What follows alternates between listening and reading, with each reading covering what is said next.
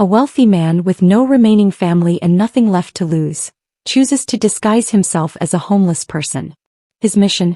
To discover someone truly deserving of inheriting his vast fortune. During this journey he encounters numerous trials and is eventually rescued by a kind young man. After a budding friendship leads him to the young man's home, he uncovers an astonishing truth, something he never believed possible. Obadiah Carter was a name synonymous with power and success in New Orleans. Born and raised in the city's toughest districts, he had clawed his way out of poverty with relentless drive and an unparalleled knack for spotting opportunities others missed. Now at 50 he was a millionaire, the proud owner of Carter Innovations, a trailblazing company in renewable energy. His sprawling estate on the outskirts of New Orleans stood as a testament to his achievements, a stark contrast to the dilapidated tenements of his youth. Yet despite all his triumphs, Obadiah's soul carried the heavy burden of profound loneliness. It was a crisp November morning when Obadiah found himself in the opulent, yet sterile office of Dr. Emily Hughes, his longtime physician. The office window offered a view of the bustling streets below, where life continued, oblivious to the life-altering news he was about to receive. "Obadiah," Dr. Hughes began, her voice calm but tinged with sorrow, "I won't sugarcoat this. Your heart is failing. You have advanced cardiomyopathy and without aggressive treatment, a transplant even, you have only a few months left." The words hung in the air, suffocating in their finality.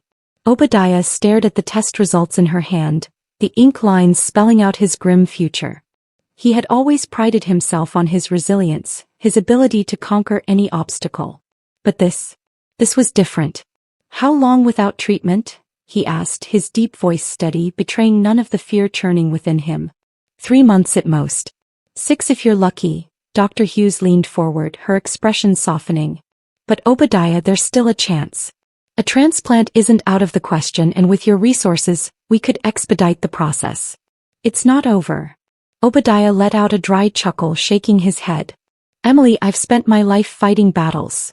Poverty, discrimination, building a legacy from nothing. I'm not afraid of dying.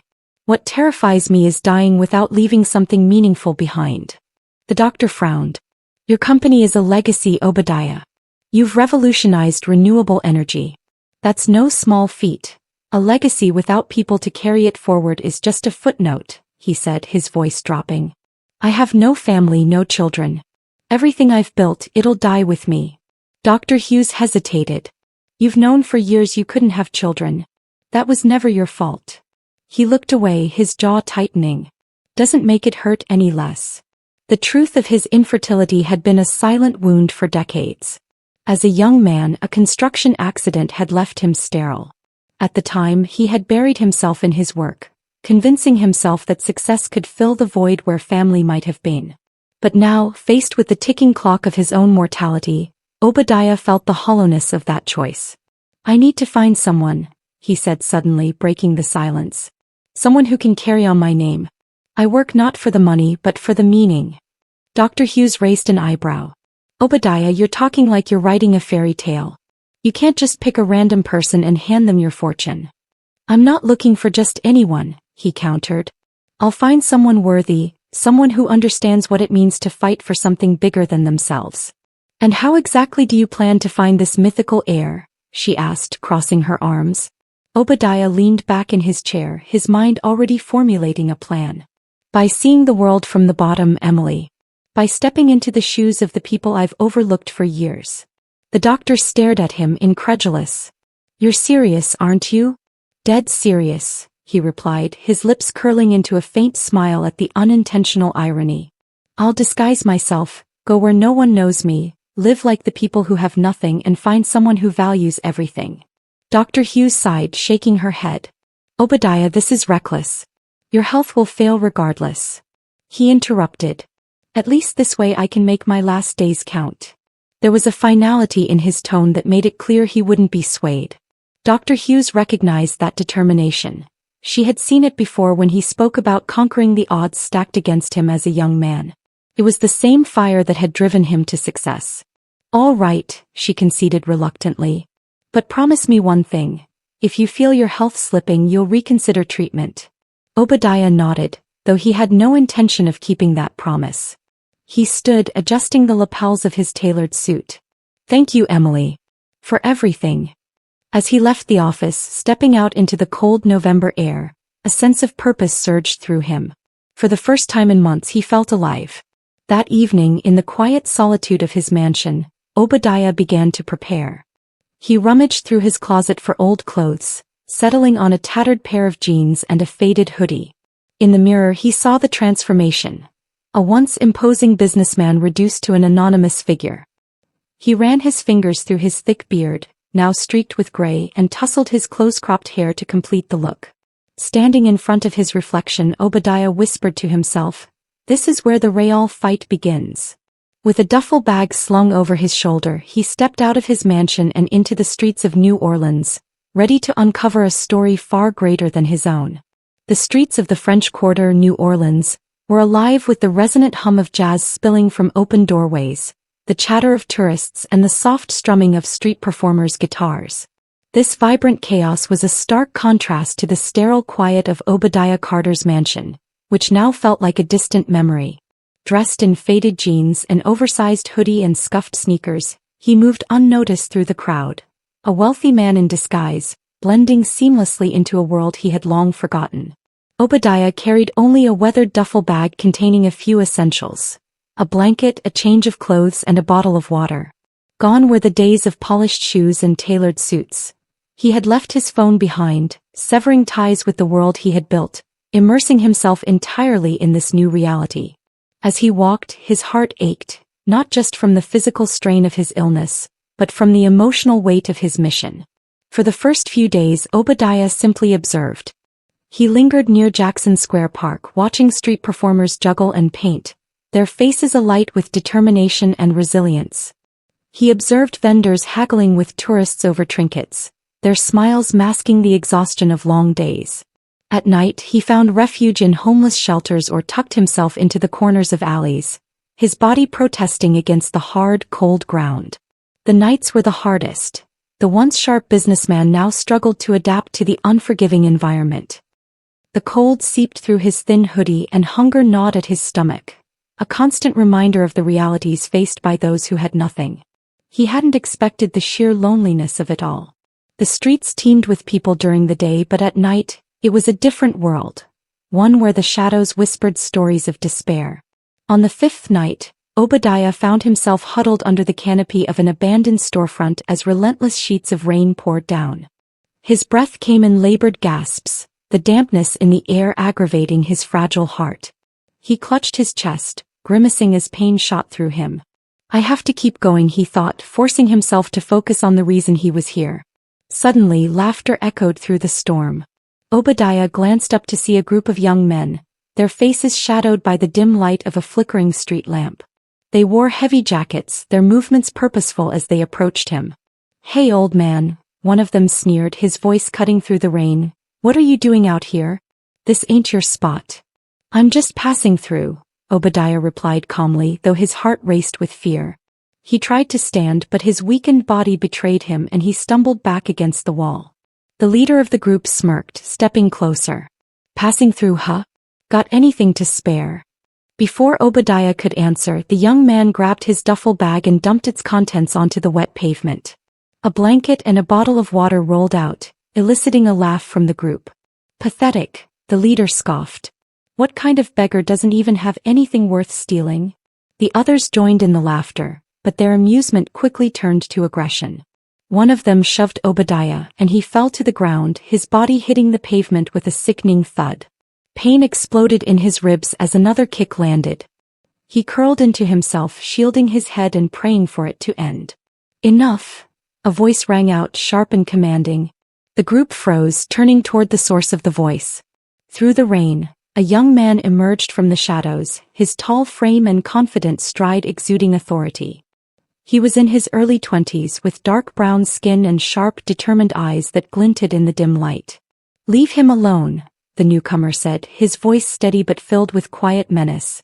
The leader of the group stepped forward, sizing him up. "And who the hell are you?" "I'm the guy who's not going to stand by while you pick on someone who can't fight back," the young man replied, his gaze unwavering. There was a tense moment of silence before the leader scoffed. "Whatever, man. Let's get out of here. This guy's not worth it anyway. The group retreated into the storm, their laughter fading into the distance. The young man approached Obadiah, crouching down to meet his gaze. "Hey, you okay?" he asked, his tone softening. Obadiah winced as he tried to sit up, nodding weakly. "Thanks. I didn't think anyone would step in." The young man offered his hand, pulling Obadiah to his feet with surprising strength. "Name's Malachi," he said. "You don't look like you belong out here." Obadiah chuckled dryly, the effort sending a jolt of pain through his chest. "What gave it away?" Malachi's lips twitched into a small smile. "Come on, let's get you out of this rain." With a firm but gentle grip, Malachi guided Obadiah through the narrow streets to a modest apartment building on the edge of the quarter. The stairwell smelled faintly of mildew and the walls were lined with peeling paint, but it was warm, a sanctuary compared to the streets. Malachi knocked on the door of an apartment on the second floor. It creaked open to reveal a woman in her late 40s, her hair tied back in a fraying scarf. Her tired eyes widened in surprise as she saw Obadiah, soaking wet and leaning heavily on her son. "Malachi, who's this?" she asked, stepping aside to let them in. "He was in trouble, Ma," Malachi explained. "Got jumped by some guys. I couldn't just leave him." The woman, Amara, nodded, her expression softening as she ushered them inside. The apartment was small but tidy, filled with the warm scent of something simmering on the stove. Amara fetched a towel and handed it to Obadiah, who accepted it gratefully. "Thank you," Obadiah said, his voice hoarse. Amara studied him for a moment, her brow furrowing.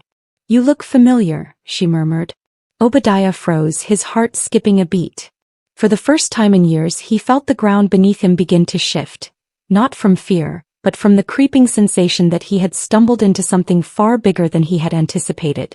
Obadiah sat at the small kitchen table, his damp clothes clinging to his skin, while Amara busied herself making tea. The room was humble, filled with mismatched furniture that spoke of years of resilience rather than luxury. Malachi leaned against the counter, arms crossed, watching their guest with cautious curiosity. "You're lucky Malachi found you when he did," Amara said, setting a steaming cup of tea in front of Obadiah.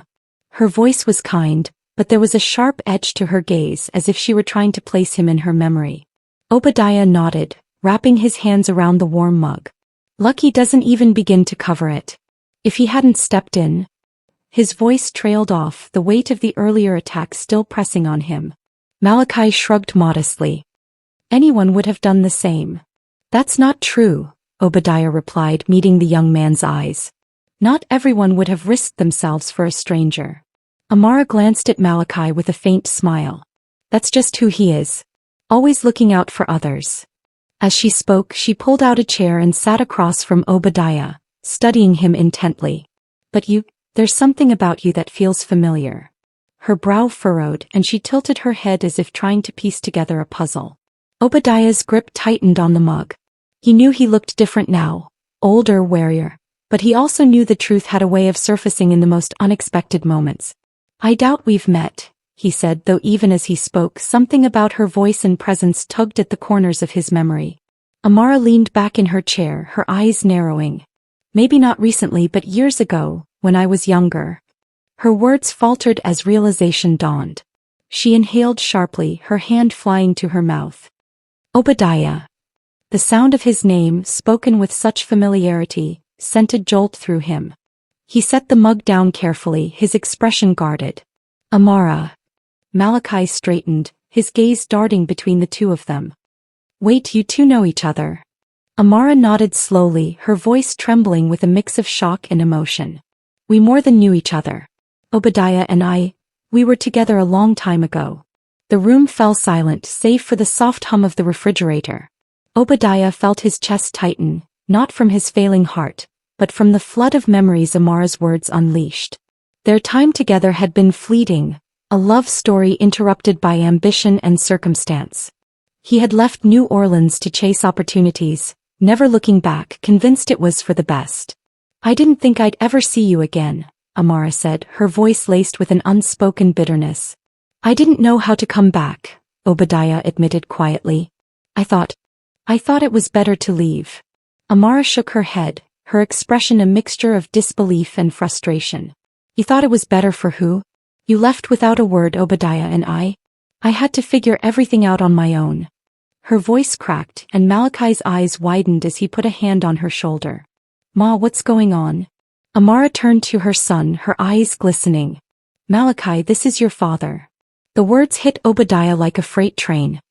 He stared at her, unable to speak, his mind racing to make sense of what he had just heard. That's impossible, he said finally, shaking his head. You know I can't have children. The doctors. They were wrong, Amara interrupted, her tone firm. When you left, I found out I was pregnant. I tried to find you, but you'd already moved on.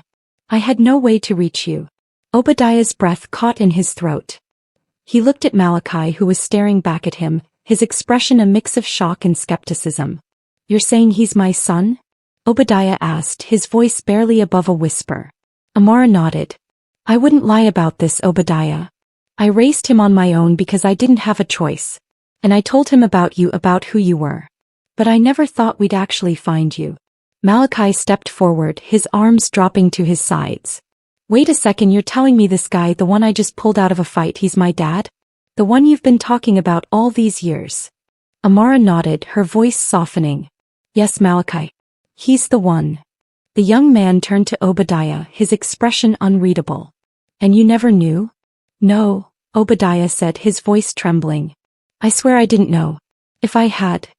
He trailed off, unable to finish the thought. The weight of what he had missed was too much to put into words. The room was thick with tension as the three of them tried to process the revelation. Finally, Malachi let out a bitter laugh.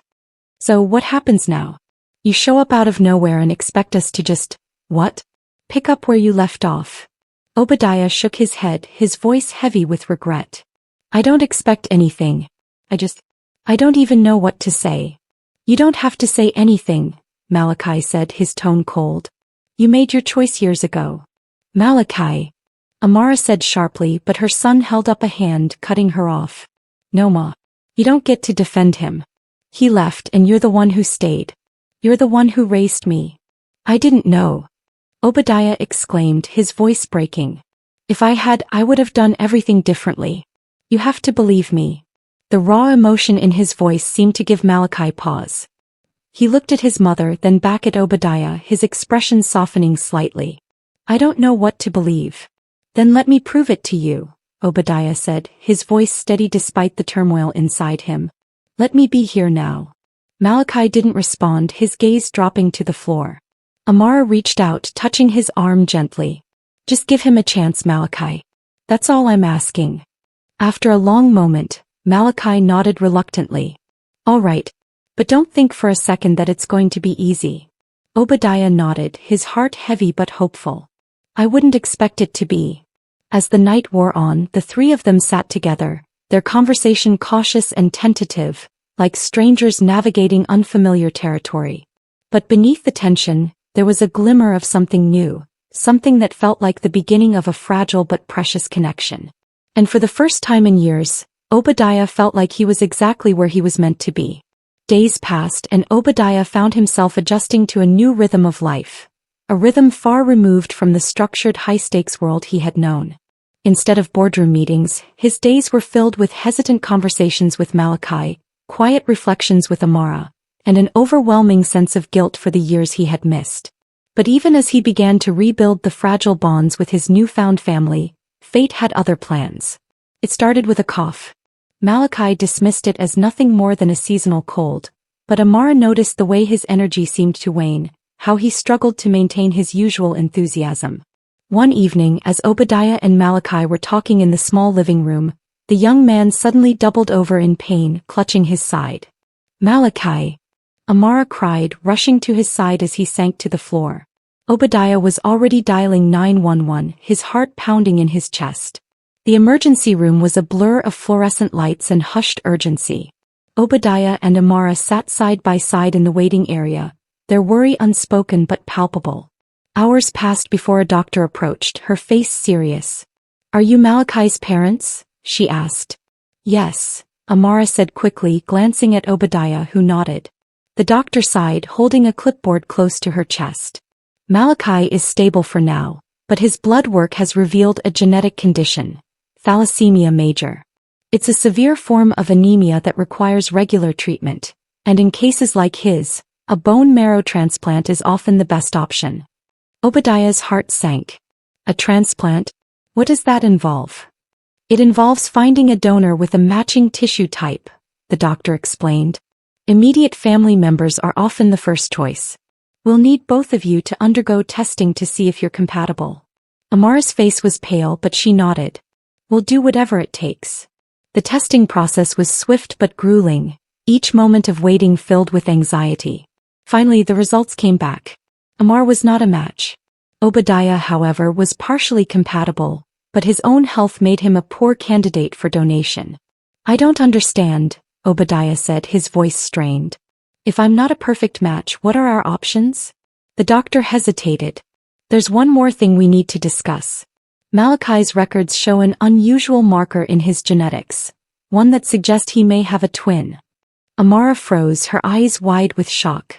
Obadiah turned to her, confusion and disbelief written across his face. A twin? Amara, what is she talking about?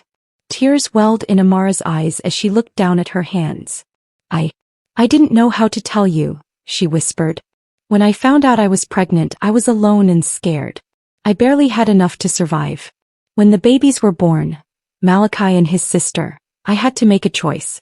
I gave her up for adoption. Obadiah's breath caught in his throat. You mean Malachi has a sister? Where is she? She was adopted by a family in Seattle, Amara said, her voice trembling. I haven't seen her since she was a baby. For a moment there was only silence, the weight of the revelation sinking in. Then Obadiah stood, his resolve hardening. We need to find her. If she's a match, she could save Malachi's life. But it's been over 20 years, Amara said, her voice filled with doubt. How will we even begin to look for her? Obadiah met her gaze, determination burning in his eyes. I have the resources. I'll find her. Obadiah wasted no time, drawing on his old connections. He hired a team of private investigators, providing them with every detail Amara could remember about the adoption. The process was slow and frustrating, with bureaucratic red tape and incomplete records complicating their efforts. But Obadiah's persistence paid off. After weeks of searching, they found her. Zora Harper, a 22-year-old college student studying environmental science at the University of Washington. She lived with her adoptive parents, June and Richard Harper, in a quiet suburb of Seattle. The news brought a mixture of relief and apprehension. How would Zora react to the sudden revelation of her biological family?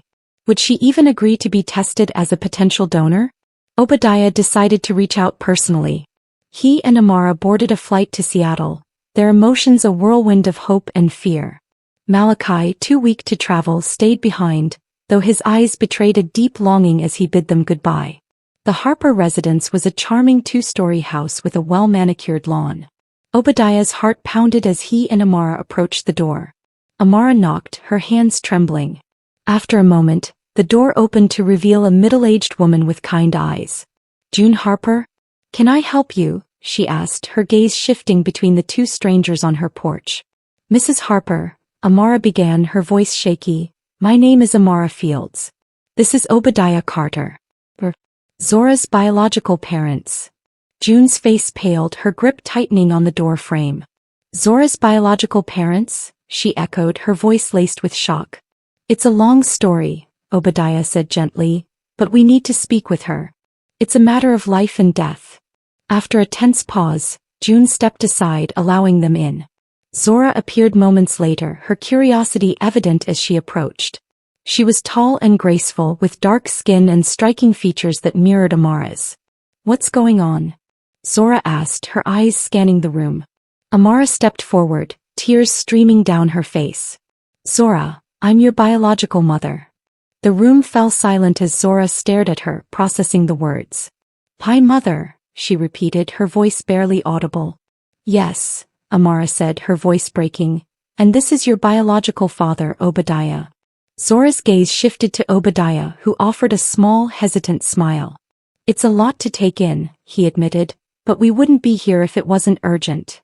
Over the next hour, Obadiah and Amara explained everything.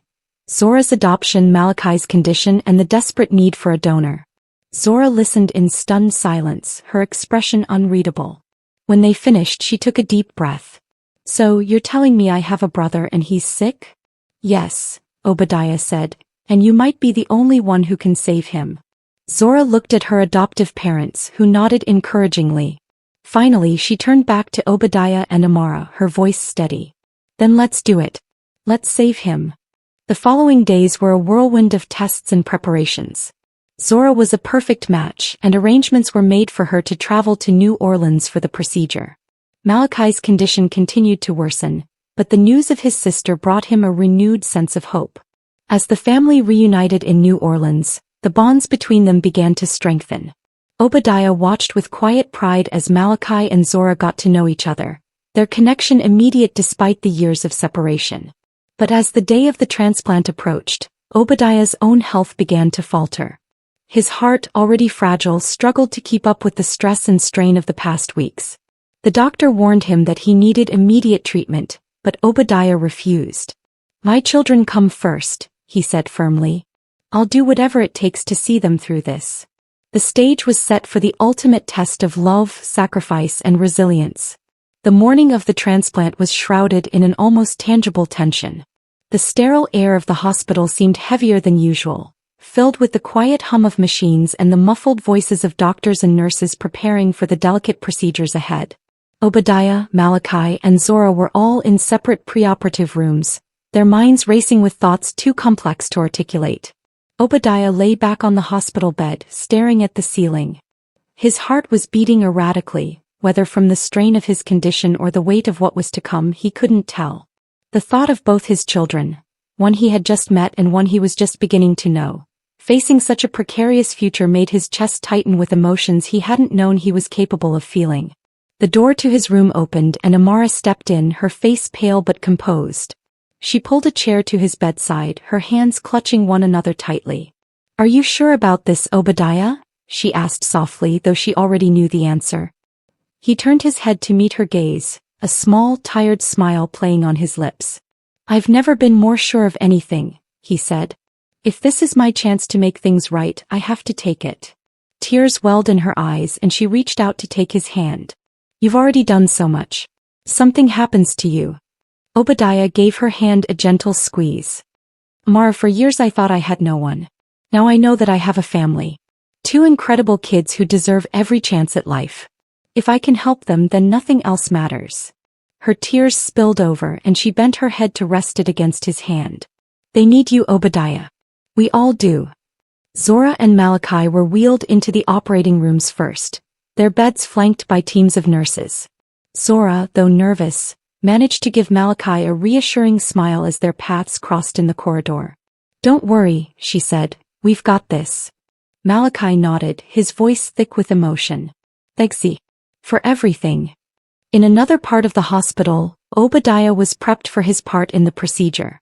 The anesthesiologist adjusted his fore, and the surgeon leaned over him with a calm, professional demeanor. "Mr. Carter, this is a high-risk procedure for you given your condition," the surgeon reminded him. "Are you absolutely certain you want to proceed?" Obadiah met the doctor's gaze, unwavering. "Let's do this." As the anesthesia began to take effect, Obadiah's last thought was of Malachi and Zora, their faces vivid in his mind. "They're worth it." The transplant procedures for Malachi and Zora progressed smoothly. Their bodies responded well to the marrow transfusions, and their vital signs remained stable throughout the process. But as Obadiah's part of the surgery neared its conclusion, alarms began to sound in the operating room. "His blood pressure is dropping," a nurse called out, her voice sharp with urgency. The lead surgeon frowned, his focus razor-sharp. "He's going into cardiac arrest. Begin compressions. Administer epinephrine." The room became a flurry of controlled chaos as the medical team worked to stabilize Obadiah. The heart monitor beeped erratically, the line on the screen dancing between spikes and terrifying plateaus. Outside the OR, Amara paced the waiting room, her hands clenched into fists. June Harper, Zora's adoptive mother, sat nearby, her face lined with worry. When the alarms had sounded, a nurse had come out to reassure them that Malachi and Zora were stable, but nothing had been said about Obadiah. Finally, a doctor emerged, his scrubs streaked with sweat. Amara rushed to meet him, her heart pounding. "Doctor, what's happening? Is he okay?" she demanded. The doctor hesitated, his expression grim. "We managed to stabilize Mr. Carter, but his heart is severely weakened. He's critical. We're moving him to the ICU for monitoring." Amara's knees buckled and June reached out to steady her. "But he's alive?" Amara asked, her voice trembling. "For now," the doctor said. "But the next 24 hours will be crucial." In the recovery room, Malachi and Zora were placed side by side, their beds separated by a narrow curtain. Both were groggy but awake, their bodies still adjusting to the new marrow. When Malachi turned his head and saw Zora, a weak smile spread across his face. "You made it," he said, his voice hoarse. "So did you," she replied, her smile mirroring his. "Guess we're stronger together, huh?" Their conversation was interrupted by Amara entering the room, her face drawn but filled with relief at seeing them both awake. She moved between their beds, kissing each of them on the forehead. "I'm so proud of you both," she said, her voice breaking. "Your father, he risked everything for this. For you." Malachi's smile faded. "What about Dad? Is he okay?" Amara hesitated, not wanting to burden them in their fragile state. "He's in the ICU. He's fighting." The siblings exchanged a glance, their bond already growing stronger despite the short time they had known each other. "We want to see him," Zora said firmly. Obadiah lay in the ICU, surrounded by the steady hum of machines that monitored every beat of his heart. His face was pale, his body still recovering from the strain of the surgery. Amara sat by his side, her hand wrapped around his, whispering words of encouragement. "You've done so much, Obadiah," she said softly. "Now it's time to let us take care of you." Hours later, Malachi and Zora were wheeled into the ICU, their determination overriding the protests of the nurses. When Obadiah opened his eyes and saw them, a faint smile crossed his face. "You're here," he murmured, his voice barely audible. "We're here because of you," Malachi said, gripping his father's hand tightly. "Thank you, Dad." Zora leaned closer, her eyes filled with gratitude. "You gave us a second chance at life. Now you have to fight for yours." Obadiah's smile widened, and for a moment, the machines seemed to fade into the background. In their place was the steady rhythm of something far stronger, the bond of a family finally united. The days that followed were a delicate balance of hope and uncertainty. Malachi and Zora's conditions continued to improve, their bodies adapting to the life-saving marrow transplant. Obadiah, though still weak, showed small but encouraging signs of recovery. For the first time in years, Obadiah allowed himself to dream, not of wealth or legacy but of the simple, profound joy of watching his children thrive. In the quiet moments of the ICU as his family gathered around him, Obadiah realized that the life he had built was never about the fortune he had amassed. It was about the connections he had found, the love he had rediscovered, and the legacy he was leaving not in dollars, but in the lives of those who now called him Dad. Join us to share meaningful stories by hitting the like and subscribe buttons. Don't forget to turn on the notification bell to start your day with profound lessons and heartfelt empathy.